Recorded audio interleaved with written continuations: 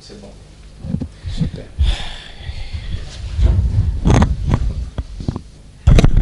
Voilà, fidèles téléspectateurs de la chaîne de référence Antenne A. Aujourd'hui, j'ai l'honneur d'accueillir Fada Freddy, le chanteur sénégalais qui fait un retour remarquable après 7 ans de silence musical. C'est lui qui offre le premier concert sur la grande scène du Paléo.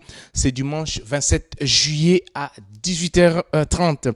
Fada Freddy, c'est Tabou Fata Sek de Dakar, cofondateur du duo Daradji, pionnier du hip-hop engagé africain et aujourd'hui porteur d'un gospel organique puissant enregistré sans aucun instrument.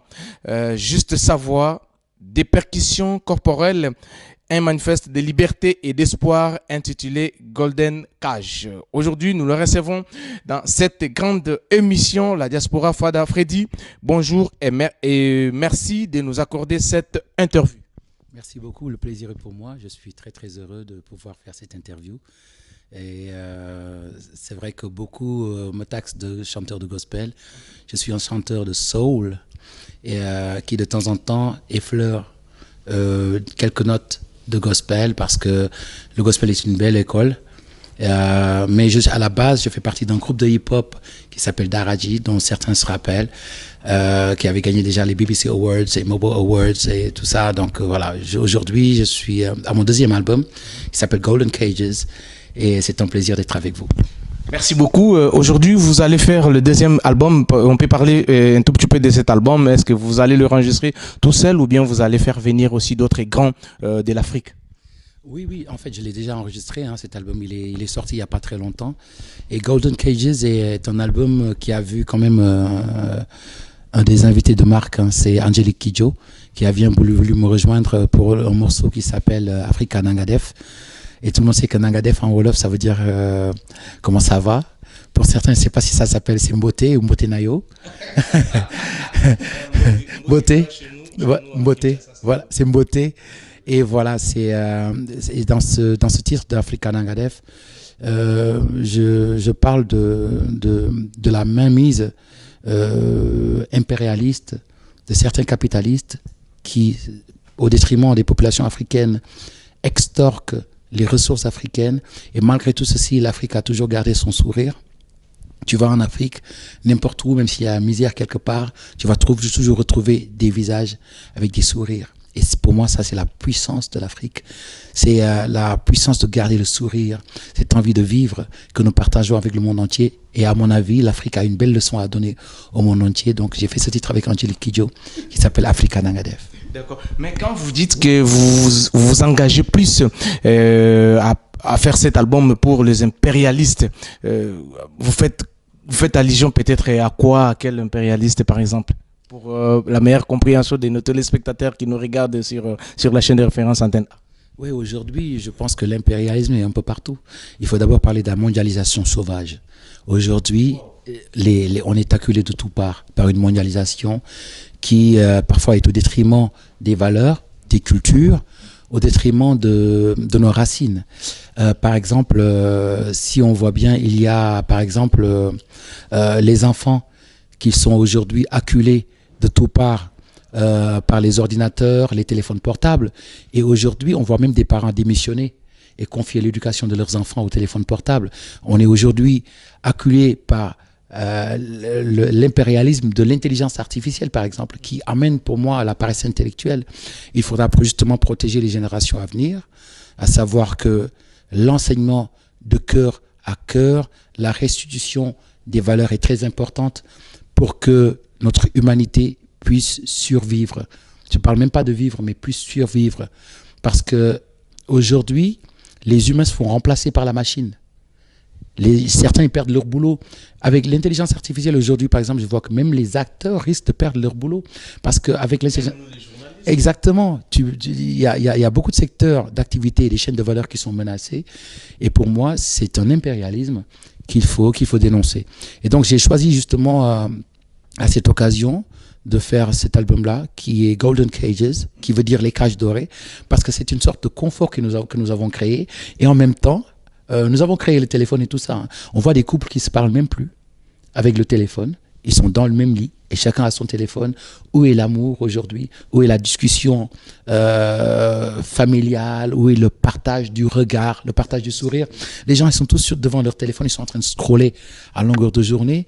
Et donc, c'était pour dénoncer tout ceci que j'ai fait ce titre qui s'appelle Golden Cages et que j'ai osé aussi faire un album, mon deuxième, qui est un album 100% organique, sans instruments, où on n'a pas besoin de couper des arbres pour le faire. Donc, pour moi, c'est un signal écologique pour rappeler que l'humain doit être ramené au centre du débat et que notre humanité doit être mise en question aujourd'hui avec tout ce qui se passe dans le monde, au Congo, à Gaza et partout. Donc voilà, c'est un appel au retour à l'humanité et aux valeurs simples. Voilà, merci parce qu'on n'a pas vraiment assez de temps par rapport, parce qu'on est pressé aussi, vous avez d'autres chats fouettés, vous avez quand même ouvert une brèche très importante, celle du Congo, qui est mon pays où on est en train de te regarder tout à l'heure. Est-ce que vous avez aussi un œil par rapport à tout ce qui se passe à l'est de la RDC? J'ai été à Goma, j'ai joué à Goma. Donc j'ai fait le festival de Goma. Et j'ai entendu les enfants parler, je savais qu'il y avait des tirs à quelques kilomètres, pas très loin. Voilà, c'est le risque que l'artiste prend pour aller au milieu de la population et puis chanter. Ce n'est pas le seul pays où j'ai été où il y avait quelques dangers. Tu vas aussi à Chai City, tu vas comment ça s'appelle, un peu partout aux États-Unis. Tu sais que même au Brésil, où tu vas faire un concert, tu vas voir quelqu'un qui se fait shooter à côté de toi. Donc c'est aussi ça le risque d'artiste. C'est d'aller quelque part où des zones où ça bouge, où les gens ils sont pas en sécurité, et de leur amener un petit brin d'espoir. Et donc voilà, aujourd'hui avec Trump, pour parler un peu géopolitique, il paraît qu'il y a une réforme qui s'est faite pour qu'on retrouve la paix. Personnellement, je n'accorderai pas le truc de la paix à Trump. Je pense qu'il est loin du compte. C'est personnel. Hein. Après, de voir certains dirigeants africains dire ouais, il faut peut-être donner le truc de la paix à Trump, je pense que c'est un faux débat. Mais je pense que le plus important, c'est que la paix règne, parce que j'ai été au Rwanda, qui est aussi un très très beau pays. Et pour moi, l'Afrique mérite sa sérénité. L'Afrique mérite de s'entendre, de trouver un dialogue interafricain qui nous unit autour des mêmes valeurs et qui nous unit autour de l'exploitation des ressources qui peuvent profiter à la population. Donc, mais quand vous dites que les Africains doivent se retrouver autour d'une table, mais c'est entre eux aussi, je peux dire, il n'y a pas de dialogue franc. Donc entre eux, ils veulent s'entretuer, ils font la course au pouvoir. On est loin de cette vérité africaine. Le seul problème en Afrique, comme l'avait dit Fela Kuti, c'est la corruption. C'est-à-dire des dirigeants qui ont un beau discours, qui une fois au pouvoir, ils oublient que le peuple les a élus et qui oublient qu'ils sont les employés du peuple, qui oublient complètement. Et après, quand vient la tentation de recevoir quelques milliards de bailleurs qui te proposent, parce que tu as quelques ressources, de les nourrir avec notre diamant, notre pétrole et toutes les ressources que nous avons là des dirigeants corrompus qui, au détriment de l'Afrique, surexploitent leurs frères, surexploitent les terres et amènent une sorte de surenchère de la politique. Et cette surenchère fait que la vérité ne se dit plus. Il n'y a plus de sincérité de s'asseoir autour d'une table entre Africains et d'avoir un même débat. Ceux qui l'avaient fait au départ, je parle de Patrice Lumumba, je parle de Thomas Sankara, on connaît le résultat, même Sékou Touré, même Kadhafi. Tu vois, aujourd'hui, il ne faut pas qu'on ait notre langue dans notre poche, parce qu'aujourd'hui, l'Afrique a compris. Il est temps que l'Afrique prenne son destin en main. Il est temps que les Africains sachent qu'ils ont un rôle à jouer dans le monde. Il est temps que les Africains sachent que non seulement l'Afrique est le berceau de l'humanité, mais aussi que l'Afrique potentiellement a les ressources pour nourrir la terre entière. Seulement, il y a de la corruption qui règne encore et encore. Il faut juste se débarrasser de quelques dirigeants véreux, corrompus, qui ne travaillent pas pour l'Afrique, et on verra cette Afrique unie et pour le meilleur. Monsieur Fada Fredy, vous avez marqué toute une génération avec Daradji, ce duo sénégalais mythique. Comment ce chapitre a-t-il ouvert la voie à votre carrière solo? Daradji, c'est la base. Daradji, c'est la base. Mes plus grandes réalisations, je les ai fait et je les fais encore dans Daradji. D'ailleurs, qui vient de sortir un nouveau single qui s'appelle Chosan, qui appelle un retour aux sources, qui dit où que tu sois et qu'importe les ressources, qu'importe les millions et les milliards que tu vas faire ailleurs, n'oublie pas de retourner à la maison, n'oublie pas ton village, n'oublie pas ceux qui t'ont fait marcher, ceux qui t'ont donné le sein quand tu étais bébé. Retourne à tes amis les vrais. Et tout en sachant que ta famille, c'est l'humanité. Mais n'oublie pas que sans ta base, n'oublie pas que sans ta culture, tu es une personne sans identité. Donc, je suis toujours dans Darati et ça continue de plus belle. Aujourd'hui, pour aller un peu plus vite, aujourd'hui, vous chantez sans instrument, uniquement avec votre voix et des percussions corporelles en anglais et en olf. Pourquoi ce choix radical? Pourquoi ce choix radical? Bah, j'ai déjà chanté avec votre voix. Bah oui, parce que je joue différents instruments. Hein. Je joue à la kora, au ngoni, à la basse, à la batterie. Je suis compositeur de musique, de films, ainsi que je compose aussi pour certains artistes. Mais pour une fois, j'avais envie de me débarrasser des instruments et de retourner, comme je l'avais dit, à l'humain, à quelque chose de très simple.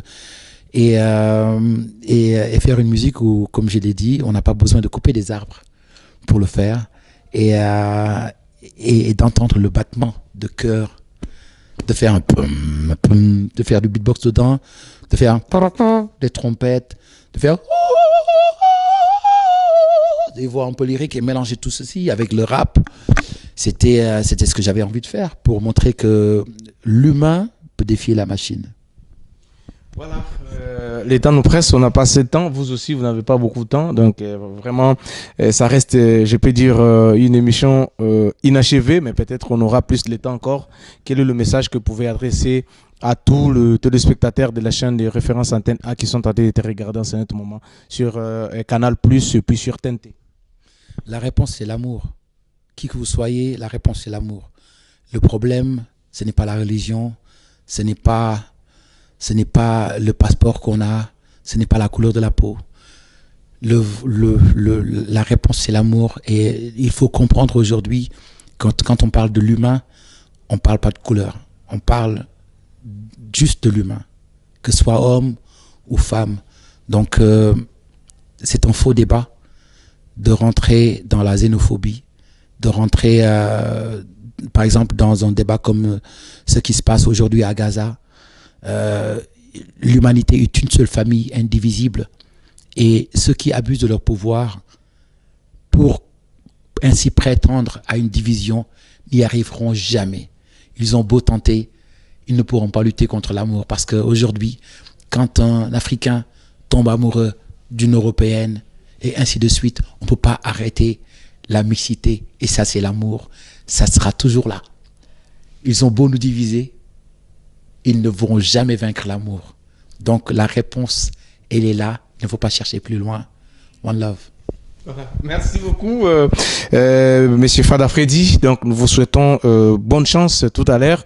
Et puis, je pense bien que, fidèles téléspectateurs, nous allons pouvoir aussi vous montrer les à côté, comment l'artiste sera sur scène. En tout cas, je vous dis que c'est une bête de scène parce qu'il chante rien qu'avec sa voix. Donc, vous allez découvrir ça dans cette grande émission, La Diaspora. Merci à vous tous qui nous avez suivis sur la chaîne de référence Antenne A.